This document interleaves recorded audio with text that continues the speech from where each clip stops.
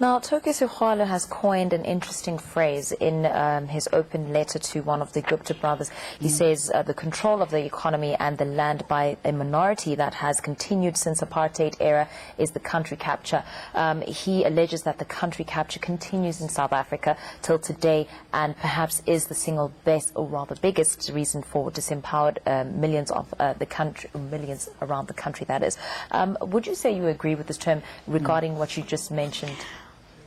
Most certainly, dispossession of land in our country is the single most compelling factor in poverty in South Africa. The fact that land, when it was dispossessed in the 1800s, there were the wars of dispossession. There were many issues where South African black people tried to hold on to their land, and their land was forcefully taken from them.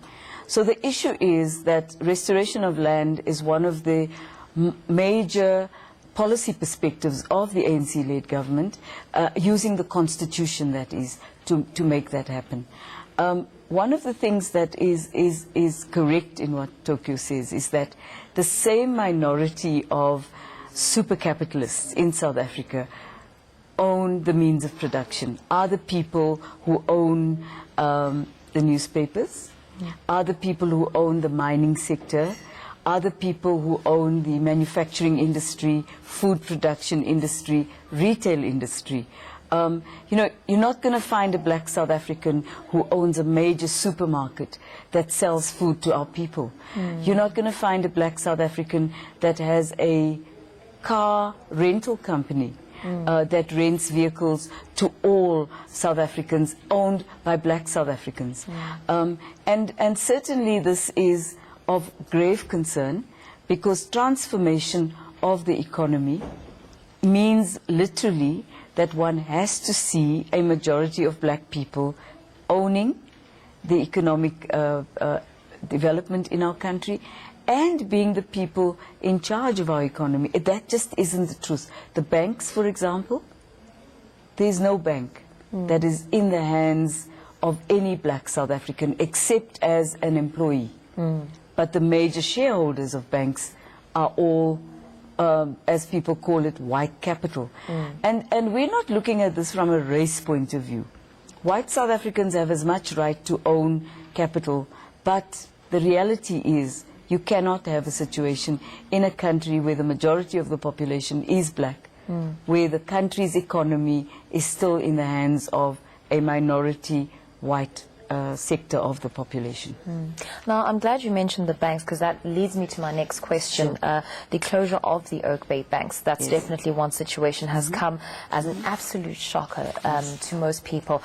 Something that even the most anti-Gupta theorists had difficulty explaining or understanding. Even then, we hear there are some attempts to justify the coercive and collusive tactics employed by powerful financial institutions such as the four major banks, without ascribing any reasons whatsoever as to this closure.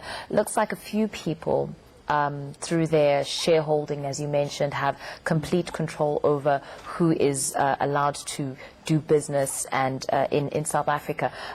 Who is not, or rather, who is allowed to do business in South Africa? I mean, isn't that sort of? I mean, recently we've had the ministers trying to have a conversation with the banks, and they sort of refused. How, and it's been dubbed undemocratic. How would we rather say it is undemocratic in their stance? Yeah, look, I think firstly, the banks are governed by some 205 pieces of legislation that forces them to comply, even with international rules and regulations, which, if they don't, would mean that they fall outside of the international sphere of banking practices. But having said that, I think our country has experienced a very unusual display of the complete arrogance of capitalism, because it looked like the banks made their own decisions on their own time, but the impact of their decisions also forced a domino effect for one company in particular, where other suppliers, the entire value chain, then makes a decision to withdraw services, which shows that the interconnectedness of capital in South Africa. And that is the most dangerous thing that we as a nation must look at, is when when 5 banks or 4 banks make a decision, what does that say about investment in South Africa? And how will that impact on other companies who might step on the toes of a big industry in the mining sector? And it's an assumption that really this started because of a decision about selling coal to Eskom at a lower rate. Price. So your coal plus companies were then put on the spot, and they were making a lot of money. And perhaps the issue really that we need to debate as a nation is, at what point is it correct for the banks to make decisions based on assumptions? It would be better if facts were put on the table, such as there was a misdemeanor in terms of one or other of the 205 banking regulations. We all have to comply with banking regulations, all of us. No one is exempt. But it's unprecedented, and this has never happened in South Africa before.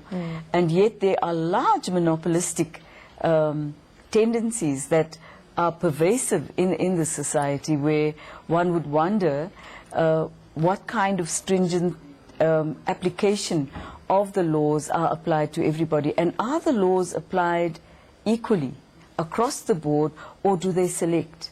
And it's been an unfortunate reality, perhaps a shockingly unacceptable one as well. As you said, even the most anti-Oakbay people have been shocked by this. But I think that the eye-opener is the pervasive and absolute arrogance of capitalism is shown very clearly here.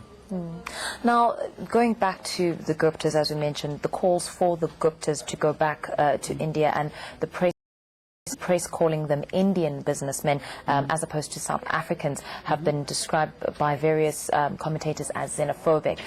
Do you think a big section of our society has been guilty of sort of knee-jerk reaction on the issue? I think that firstly the media tends to become very petty when they are going after any individual. As you know, I was in one of the drawings as a person linked to the family, which I'm not.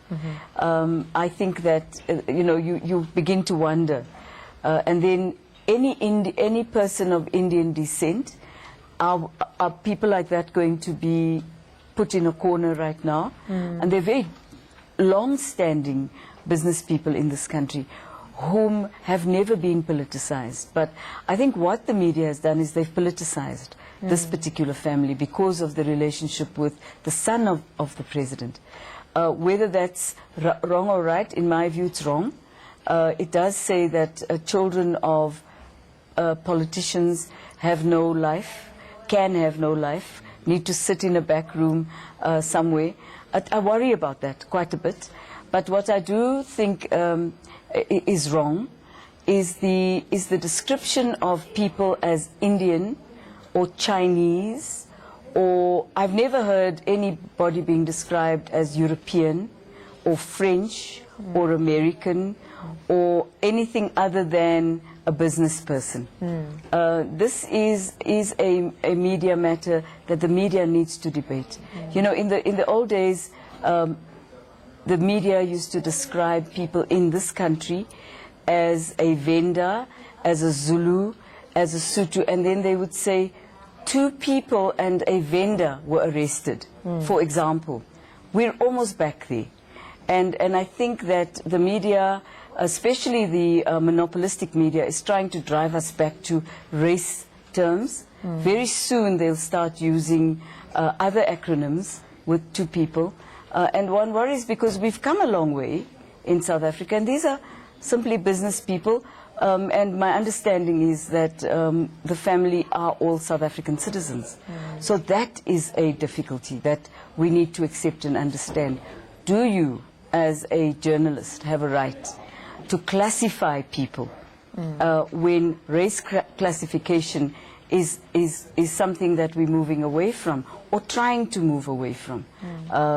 It is sad, but I also think, to be frank and blunt, our media has stepped back into the apartheid reality very quickly, without blanching. Very interesting. Now, the Minister of Mines yesterday, while on a visit to the Optimum coal mine and the thousands of workers it employs, said that some of the 4 powerful banks have refused to meet the ministerial delegation, as mentioned earlier. He sees it as an insult of democratic structures. Do you think the government has no other power than to watch the loss of 7,500 jobs, direct and indirect, more so 50,000 indirect jobs, if the banks continue to engage with it? Well, the power is much more in the hands of the private sector in this regard, in that the Oakbay has a right to go to the banking ombudsperson to lodge a complaint, and that would be a good thing to do. However, in terms of the loss of labor, and which is, I've heard the word collateral damage so often in the last 2 weeks. Workers are not just collateral damage. Workers are people who feed families, and it would be better if there was some humanity shown towards those workers, as opposed to trying simply to deal with running people out of the country. And I think this is what this is about. You can't run a citizen of this country out of the country. You cannot do that. And I think the difficulty here is that thus far, no one is able to say that here are the facts. We know for sure that a minister was appointed by the Gupta family. Even the Deputy Minister of Finance, even though he has a right to speak out, but he wasn't appointed as a Minister of Finance. And therefore, whatever conversation he might have had with whoever in the Gupta family was of absolutely no consequence. And it is really a difficulty that he is being put in a very difficult position. He's a very good person. He's also a very good deputy minister. And what the media are doing is they're making him the hero against the towards, as if he's anti the ANC, and he's not. I need to say that. Because I think that when people speak out, they don't necessarily speak out because they're wrong. He might have had a concern. If I were him, I would have raised this matter within the ANC, confronted it there. He chose differently. I can't blame him for that. But, you know, it begins to show a kind of little difficulty that we have in terms of people taking and choosing sides in a debate and in a discussion. I suppose that's human nature. Yeah. Now, the Public Enterprise Minister, Lynn Brown, and Eskom chief have been the latest hit out at the media narrative that the Gupta family owned Tegeta Resources, exploiting Eskom through lopsided coal contracts, when the facts are completely the opposite. What has been the reason for this kind of reporting? Again, I have to say that Lynn Brown is a person I've known for over 35 years, and a woman of great integrity. Her interest would be what is in the best interest of Eskom. Now, she appoints a very professional, Brian, to the current CEO of Eskom, is a wonderful professional person who looks to lowering as much as he can the costs to the company. And anybody who blames him for doing that, and any CEO in South Africa who blames him for looking for coal at a lower price, is simply not being realistic. Because every CEO in the world would want to lower costs to company. Every CEO in the world. And I think that this may not be just a media problem. This may well be the big boys in the mining industry fighting for a coal price that they didn't win. And secondly, that my understanding is, and I've just seen it through the media, and I've heard Ms. Brown speak on television and so on, is that we cannot have a situation where the media determines who people can have relationships with and what those relationships ought to be. No one tells Ferial Hafaji or Karima Brown who their friends should be. No one would dare to tell the owners of the media who their friends should be. Everybody has a friend somewhere where they link up with. But does that necessarily mean that it's negative and corrupt? I think that Lynn Brown and the CEO of Eskom looked for the best coal price, and they found one. And there's absolutely nothing wrong with that. And we should continue to have CEOs who do exactly that, who challenge the old guard, who challenge 30-year-old and 40-year-old contracts for new contracts, who look at our mineral resources differently and make them work for our country, irrespective of who's on the other side.